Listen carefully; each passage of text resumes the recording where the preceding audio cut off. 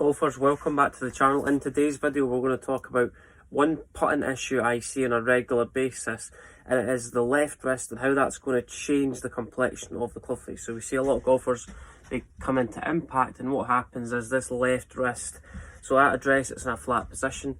Any time that I release the club head too early, so any time that the club head overtakes the hands when I'm putting, so my left wrist kind of breaks down, the grip end of the club's going to go back the way, and as you can see from there I've got a slight arch in my left wrist. If you struggle with contact low out the face and you strike the top of the golf ball, this is a big contributor to that shot. Bring the putter back, and if you think if my left wrist breaks down where we get this left wrist in a cupped position, grip end's going to go back towards my right hip.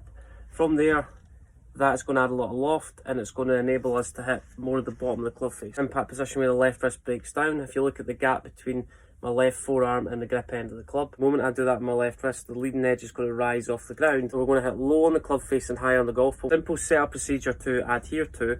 What you do, anytime you set up the putt, is having the club face aimed towards your intended target. It gives influence on where the ball starts off in and where it also finishes. Club face, so the club face is nice and square, so the middle of the club face pretty much matches the angle of your spine. From here, simple setup procedure, you're going to try and get some symmetry in your elbows and forearms. You're going to try and get your elbows into your upper rib cage. That'll feel nice and compact, which is good. So from there, shoulders, forearms are aligned towards my intended target. Fold the elbows into the upper rib cage, and then you're going to tilt forward from there, so my eyes are directly over the line of the golf ball.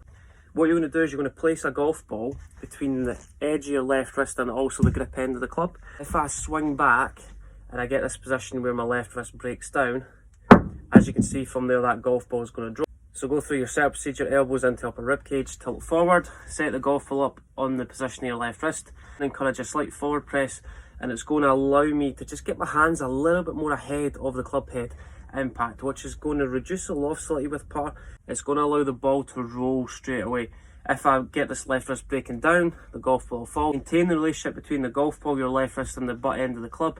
So from there, elbows into your rib cage, tilt forward, eyes over the golf ball, swing the putter back, try and maintain that relationship between the golf ball and the end of the club. It'll almost feel like you've got a slight forward press, so the grip end of the club's not towards the instep of your right leg, it's a little bit more forward, the instep of your left leg.